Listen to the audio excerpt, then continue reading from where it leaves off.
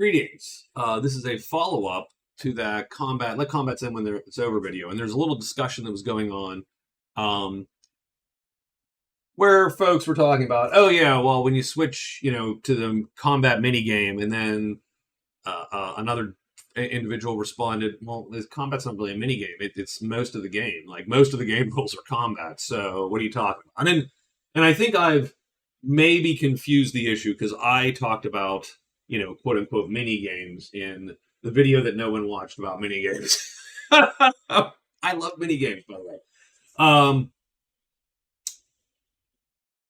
But I think what Valerie Bondarchik 213, I believe 213, I don't know if I got your number right or wrong, was talking about is modes of play. So let's make this term a term. And what I mean by modes of play is think about your tabletop session, your just average tabletop session, all the different ways, subtle variations in how the GM interacts with the players, how the players interact with each other, how the players interact with NPCs and this shared virtual environment here. And I call each one of those a different mode of play. So thinking about your tabletop section, you might start with a little bit of exposition or a lore dump. You have come to the edge of the magic realm, and here you're at an inn, just at the edge of the deep wood. And right, this is this place smells of right. You get the exposition, you get the lore. The players might be taking notes. They might just be listening. The GM is expositing, and so on. That's one mode of play. That's one way the GM is interacting with the players in the game world. And then you might break into some vignettes of conversation, light role playing. The characters enter the tavern. They spot the 7 rogues over in the corner, and they approach one of the thief in the party approaches them to talk shop, and maybe the GM breaks out his funny accent, and at this point the players are probably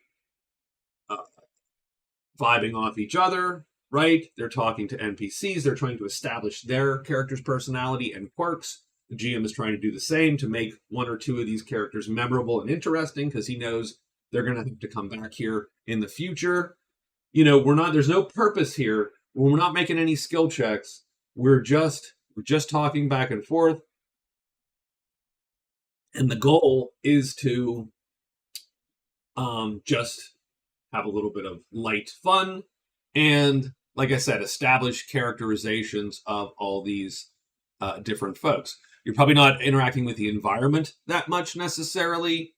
Maybe you are, but that's slightly different. But let's say, right? Conversation, light RP. And I'm going to contrast this with purposeful RP. And I don't mean so. And purposeful is probably a loaded term because people are going, what, do you mean that role-playing normally doesn't have a purpose? I'm like, no, that's not what I'm getting at. What I'm getting at is something like, why are you doing, like, in conversational RP, you are just sort of hanging out, right? And again, the purpose is the fun of making your character, giving that character a personality, and the GM's fun is, again, also showing you the personalities of some of these characters.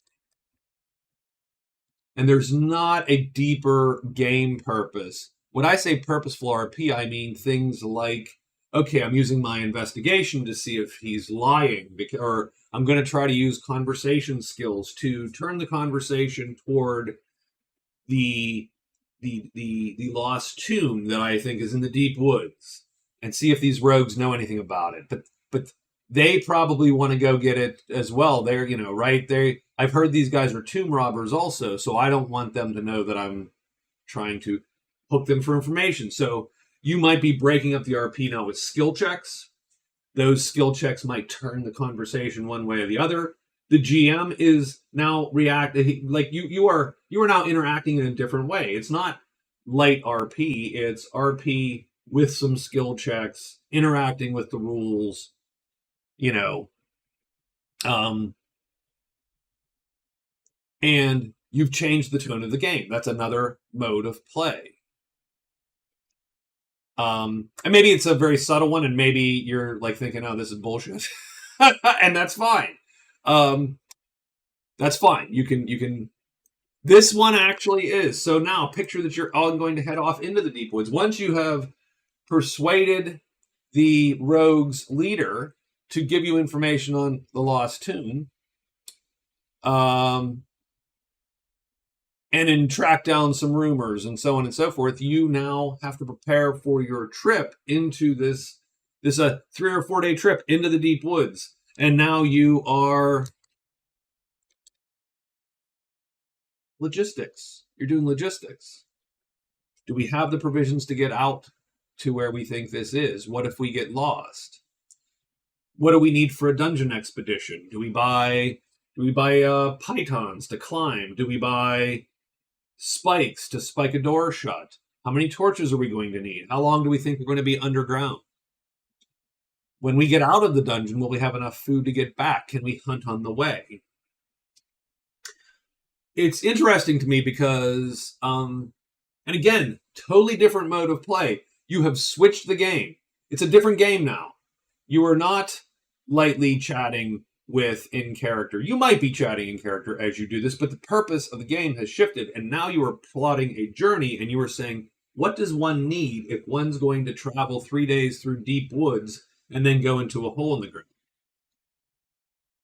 It's interesting in the campaign we're running, everything is so far has been within like 3 days of Dawn's Hope, pretty much, which is the base, the place they keep coming back to. This is like Deep Space Nine, the fantasy RPG. They're always back to this home base, and that's really cool.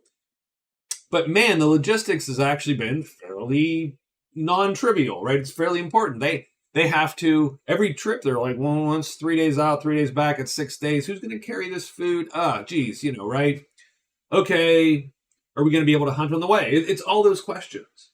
And that's a different game a little bit. It is a mini game. I just use that term again. But it's a different mode of play. At this point, the GM might not even be interacting. They just might be interacting with the shopping list and going, okay, we need all these things, and probably talking to each other about, well, what do we need to bring, and how many torches do we need, right? That whole thing. And then maybe they're asking the GM for some, who has wilderness lore here? Okay, can we hunt on the way? And he knows the area. What are we likely going to meet here? Oh, you're going to meet, right? You're going to meet bugbearers. There's no bugbears in my game at this point, but goblins would be very, right? Oh, well, do we want to hire anyone to come with us, a guide, or do we have the skills necessary to get there? All that stuff. You're immediately changing the game. You've gone from exposition, where the players are just taking notes, to conversation, where they're just sort of lightheartedly going back and forth, to a little bit more focused investigation and questioning, making some skill checks. Now there's no skill checks, except at the end, maybe a trading roll, something like that. Now they've come back to going through the shopping list to make sure they have what they need. And I'm going to actually maybe have some order to these, I suppose. And then they hit the trail. In our game, in Runebearer, we have a travel system, right? You set up who's your navigator, who's your pathfinder, which is largely responsible for keeping you out of hazards, right? Getting you around hazards. Who are your scouts? When you camp, who's setting up camp? What's the difficulty to set up camp in this terrain? Who's guarding? How much fatigue have you accrued over this trip? And so on, and that's all important. And that's a system, and it's a different system. We haven't even touched, look, logistics, shopping, purposeful RP, you might be making some skill checks, so you've interacted with a skill system. Here you are interacting with a different system of rules that obviously has the skill system in it, but it's a different set of rules. There's a different set of tables. If you fail this check, what happens? If you fail this check, what happens? If you succeed by this much, what benefits do you get, and so on and so forth. That's a different set of rules, a different mode of play. It's actually more mechanical, and I'm moving them on the hex map and go, you got lost. Uh-oh, now what? Shit, we didn't bring enough food. We didn't bring enough food to get lost. Can we hunt? Right? Different mode of play. You have changed the game. Explore is exploration, by the way. I suppose I can type it out. And that leads us to, they get there. Now they're in the dungeon. Now you're doing that back and forth that you see in examples of play from, say, basic D&D. You're in a 10-foot wide hallway. It goes 30 foot down the path and then tees east and west. Are there any doors? No doors. Okay, we're going to send the thief out to the right. You're doing that back and forth, that dungeon exploring back and forth. Someone might have to map if you do mapping in your game. If you're on a virtual tabletop and you have the fog of war, you're interacting with that fog of war. Well, how far can we see? Well, you can only see 60 foot because that's all the farther your torches go. Marking off torches, wandering monster checks. You've hit a different set of rules potentially, and there are actually different rules for this. I actually don't really have in Runebearer. We don't have a dungeon exploration procedure like we do for travel. Which maybe that's weird, and maybe I fix that. But it's more of the back and forth from, I would say, But how about this? There's no written set of rules. We effectively sort of tacitly use the old set of rules that D&D has had for many, many millennia, which is, break time into 10-minute blocks. Every X 10-minute blocks, you burn a torch or a lamp oil and roll for maybe an encounter check, that kind of thing. We sort of use that. Now, we don't use it exactly because, again, I think old school D&D and Runebearer have different sort of dungeon styles, but we can talk about that later. But again, my point is that dungeon exploration now feels different than the travel did. That felt different than the logistics did, and so on and so forth. And every time I change the feeling, the purpose, and the way that the players and GM are interacting with each other, I call that, I sort of think, oh, that's neat. That's a different mode of play. And in your dungeon, maybe there's a puzzle. And now you've changed it again. Now you've changed that again. Now people they're interacting differently.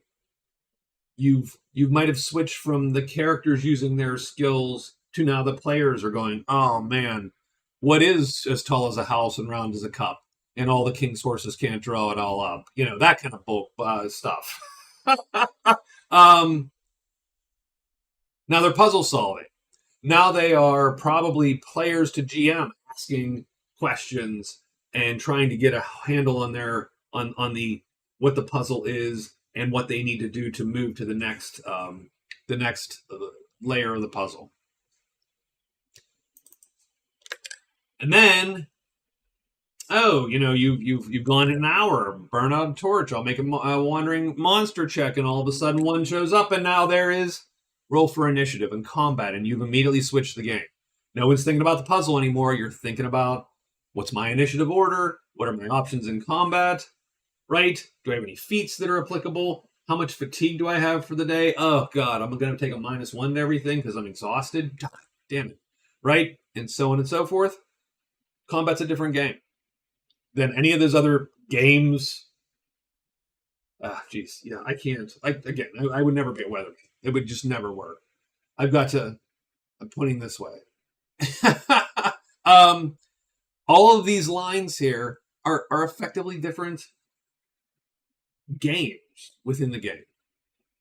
And then finally, you've done the stuff, and there's others. This isn't a comprehensive list. My goal is not to make a comprehensive list. My goal is to give you an idea of why someone might say, hey, combat's sort of a sub-game inside the game. What about character building? What about leveling up? What about picking feats or leveling up your skills? Builds. And all these things play together. They all sort of interlock, but they're different. And each time you're sort of switching how the game feels. And so if you have a night of all combat, that feels different than a night of all conversation and light RP. You would not want a night of all exposition lore dump. That would be awful. That is me reading to you. That's story time. That's a different that's bedtime, you know. And so on. So I think that's really what we're talking about. Now, what I love about tabletop role playing is that there is all of this and more. This is, like I said, this is not a comprehensive list. And there's so many of these, and each one sort of, like I said, switches. And so, bam, we can switch gears. We go straight from a combat into a puzzle, back off for some conversation and some light RP. Ooh, someone made a lore check. Now I can lore dump for a minute here and give them this piece of information. Oh, they're heading back. Well, get out the travel rules. Bam. And all of it is different, and they interact differently with the game and with you and with each other. And that's what is so fun. You know, there is no other. If you play a war game, if you play a Hex Encounter war game, or you play Eclipse, or you play Settlers, even, that's not a war game, but you know what I mean. If you play a board game, you are interacting a singular way, probably. Maybe there's a little bit of negotiation in some of those, which might be slightly different than just how you interact with the board. Probably Twilight Imperium has the most modes of play, because there's the board, there's sort of the victory point wrangling, there's very heavy discussions with the players about, so a lot of diplomacy, there's the votes, the voting part. That probably has the most modes of play of most board game that I've seen, but typically a board game has one. And tabletop role playing has, even just right there, I listed 6, 7, 8, 9. And again, personally, there's world building. For me, for the GM, that's another mode of play. There's the whole adventure prep and world building, and that's another thing. That's another way that I actually interact. You could have offline play. I remember the folks that wrote Champions talking about blue booking, which was sort of they would almost have journals or emails and so on, and they would communicate back and forth offline during the week to take care of some stuff. And a lot, that's another mode of play. It's another way that you're interacting. Each of those has a different texture, potentially different rules. It's a different feel. Some people are good at some and don't like others. For instance, puzzle solving is not. There's folks in my group that are great at it, and folks that not so great. Dungeon exploration. We have people that love it and people that go, I could do without it. I could do shorter dungeons, less dungeon. And right. And so I think that's sort of, is there advice here? I don't know. Is there? I'll tell you what the advice would be. The advice would be, in my opinion, to sort of understand which of these that your players understand that each of these is different. Understand that your players might love some, not like some, hate some, be good at some, be bad at some of these, and so on. Everyone has sort of a different vibe. Understand sort of where your players sit in things that they like and don't like. And then my actual advice would be to mix it up. We've just had 2 sessions, three combat heavy sessions. So probably the next session mixes that up, and we switch, mix it up within the session. And that's going to keep people sort of interested, intrigued. It's going to hit on different people's high points and right. This guy loves when we just do the conversation RP thing. He's okay with combat, but doesn't really love it.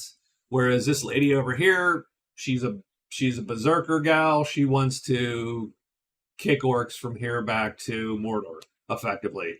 Okay, so we're going to do some light RP, some purposeful skill checking RP there. Go straight into combat. Let's do this. Mix it up. Hit your players' high points. There really wasn't any advice to this video more than just talking about the concept.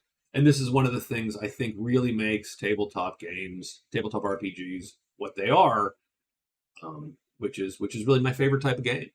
So, anyway, that's it. I've taken enough of your time. Thank you very much. I do appreciate it. We will talk later. Have a good afternoon.